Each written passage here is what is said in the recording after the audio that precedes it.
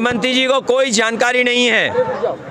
अभी वो कह रहे हैं कुंभ में साजिश थी, षड्यंत्र थी और कोई फोर्स लगाई है उन्होंने, नई फोर्स। क्या फोर्स जांच करेगी? अरे ऐसी फोर्स को तो सस्पेंड कर देना चाहिए जो घटना होने दे रही है। जो फोर्स को अब लगा रहे हैं, कह रहे हैं ये फोर्स जांच करके बताएगी कि साजिश क्या है। मुख्यमंत्री जी को तो ऐसी फोर्स को हटा देना चाहिए जो साजिशी और षड्यंत्र नहीं बता पा रहे हैं। मुख्यमंत्री जी अपनी नाकामी बताना चाहते हैं। जो मुख्यमंत्री 100 करोड़ का इंतजाम कर रहा था, जो मुख्यमंत्री 100 करोड़ का इंतजाम कर रहे थे, वो बताओ जो करोड़ लोग आए उसका स्नान भी नहीं करा पाए। जो लोग गए वहाँ पर महाकुंभ में बिना स्नान करके उन्हें वापस जाने दिया। ये पहली बार हुआ होगा जहाँ पर लोग श्रद्धा के साथ आए, स्नान करने आए, पुण्य के लिए आए, लेकिन उन्हें स्नान करने नहीं दिया। बहुत सारे ऐसे लोग हैं, ये जो मुख्यमंत्री जी दूसरों को भूमाफिया कहते हैं, उन्हें अपनी नाक के नीचे अपने भूमाफिया नहीं दिखाई दे रहे हैं। अपने रजिस्ट्री ऑफिस में देखें किसने रजिस्ट्रियां की हैं, उन्हें सब भूमाफियाओं की जानकारी मिल जाएगी। देखिए, न केवल वोटर लिस्ट में गड़बड़ी कर रहे हैं, ऊपर से लेकर नीचे तक अधिकारियों की सेटिंग कर रहे हैं। अभी तक तो ये और चीज़ों की सेटिंग करते थे। BLO सेटिंग कर रहे हैं, प्रिसाइडिंग ऑफिसर की सेटिंग कर रहे हैं, SO की सेटिंग कर रहे हैं। कोई विधायक का रिश्तेदार है, SO उसको ले आए। कोई CO किसी का मंत्री जी का परिचित था, उसको ले आए हैं। ये सेटिंग कर ले, लेकिन मिल्कीपुर की जनता बहादुर जनता है, वो जिता करके समाजवादियों को भेजेगी। ये कैबिनेट मंत्री वो लोग हैं जो अपने विभाग नहीं संभाल पा रहे हैं। जो कैबिनेट मंत्री अपना विभाग नहीं संभाल पा रहे हैं, वो बताओ चुनाव क्या संभालेंगे। एक एक मंत्री के बारे में जानकारी करिए। कोई वो हर घर नल वाले मंत्री हैं, पूरे गांव खुदवा दिए, उसमें कितना भ्रष्टाचार है वो आप सोच सकते नहीं हो।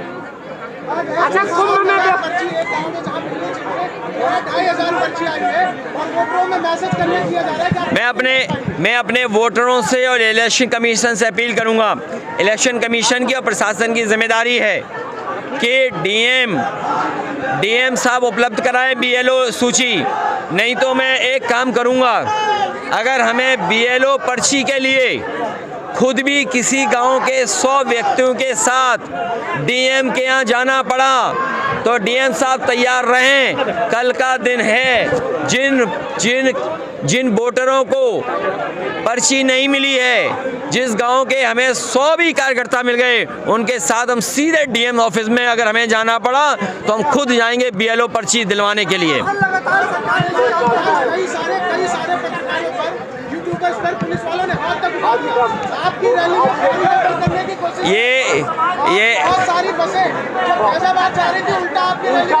ये मैं तो आपको कहूँगा कि DM साहब ने या जो इंजीनियर साहब ने यहाँ के कोऑर्डिनेट्स दिए जाते हैं, वो कोऑर्डिनेट भी गलत दिए जिससे हेलीकॉप्टर ना उतर पाए। वो तो हमारे जानकारी है गूगल अर्थ की, तो हमने गूगल अर्थ से खुद देखा। हमने अपने कार्यकर्ता से यहाँ का मांगा कि अपना भेजो हमें लोकेशन। जब उसने भेजा हमें, तो उसके माध्यम से यहाँ उतर पाए। सोचिए, जो प्रशासन हमारे हेलीकॉप्टर उतारने के लिए गलत कोऑर्डिनेट दे रहा हो, तो वो तो अधिकारी यही करेंगे। और मैं आप पत्रकार साथियों से कहूँगा, आप जानकारी करना यहाँ के अधिकारियों ने जो कोऑर्डिनेट हमें भेजे थे और इस हेलीपैड के कोऑर्डिनेट क्या हैं।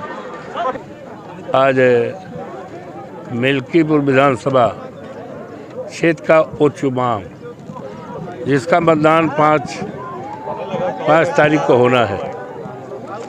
आज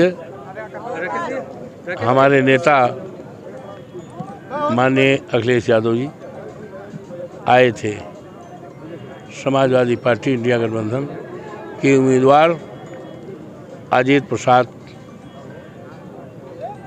के समर्थन में, और अजीत प्रसाद को साइकिल पर बटन दबाकर और PDA के उम्मीदवार, इंडिया गठबंधन के उम्मीदवार, समाजवादी पार्टी के उम्मीदवार अजीत प्रसाद को जिताने के लिए आए थे।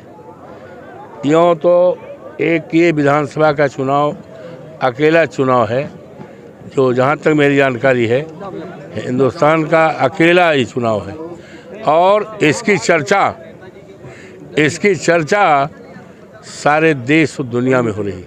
यूँ तो मिल्कीपुर का विधानसभा का चुनाव है, लेकिन इसकी चर्चा पूरे देश और दुनिया में हो रही है।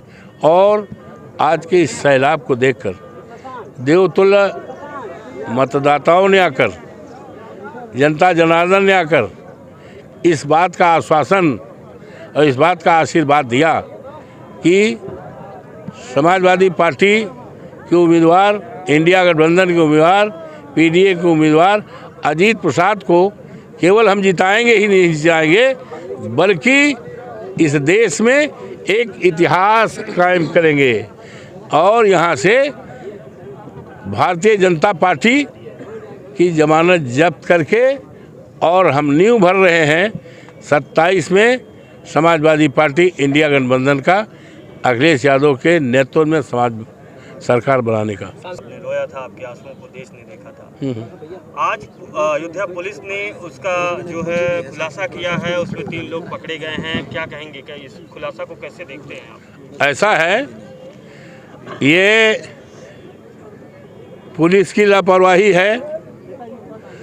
अगर उसकी माँ ने, उसके बाप ने जब सूचना दिया था और पुलिस एक्टिव हो जाती तो आज हमारी बेटी के साथ जो व्यवहार हुआ, जिस तरह से नग्न अवस्था में उसकी बॉडी मिली, ये बहुत दर्दनाक घटना है।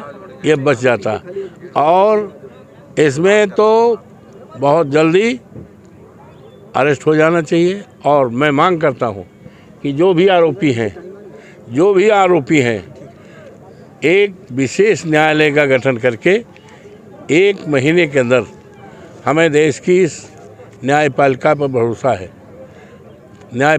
भरोसा है और मुझे यकीन विश्वास है कि जघन्य अपराध में जब ट्रायल होगा तो इस ट्रायल में निश्चित तौर से उस माता पिता को ही नहीं बल्कि देश के करोड़ों बहनों को इंसाफ मिलेगा। और निश्चित तौर से इतना जघन्य अपराध है कि कानून की जो कठोरतम सज़ा है, निश्चित तौर से वो सज़ा मिलेगी और उस सज़ा मिलने के बाद ये इस देश का इतिहास बनेगा कि भविष्य में इस तरह की क्रूर घटनाएं न की जाएगी। आज मिल्कीपुर के उपचुनाव के लिए चुनाव प्रचार थम जाएगा। चुनाव प्रचार थमने से ठीक पहले पूर्व मुख्यमंत्री सपा सुप्रीमो अखिलेश यादव आज समाजवादी पार्टी के प्रत्याशी अजीत प्रसाद के पक्ष में एक विशाल जनसभा को संबोधित करने पहुंचे थे। और देखिए, ये अखिलेश यादव है इस समय हेलीकॉप्टर में, ये अब यहाँ से निकले हैं और विशाल जनसभा को उन्होंने यहाँ संबोधित किया। इसके साथ ही महाकुंभ के भगदड़ को लेकर के भी अखिलेश यादव ने मुख्यमंत्री योगी आदित्यनाथ पर हमला बोला और लगातार उन्होंने कहा कि जिस तरीके की चीज़ें महाकुंभ में हुई उसको लेकर के लगातार वो उत्तर प्रदेश सरकार को घेरते नजर आए। साथ ही 2027 के चुनाव को लेकर भी उन्होंने यहाँ पर जनता को साधने का प्रयास किया। उन्होंने कहा हमारी सरकार बनेगी तो इकाना जैसा स्टेडियम अयोध्या में भी क्रिकेट प्रेमियों के लिए होगा, तो इसके साथ ही अयोध्या एक बार फिर वर्ल्ड सिटी के रूप में जानी पहचानी जाएगी। आज शाम 5 बजे अयोध्या में चुनाव प्रचार थमेगा। चुनाव प्रचार थमने के ठीक पहले समाजवादी पार्टी के सुप्रीमो अखिलेश ने अजीत प्रसाद के पक्ष में एक विशाल जनसभा को संबोधित कर उनका समर्थन जुटाने का प्रयास किया है। सहयोगी सर्वेश के साथ निमित गोस्वामी, न्यूज़ 18 अयोध्या।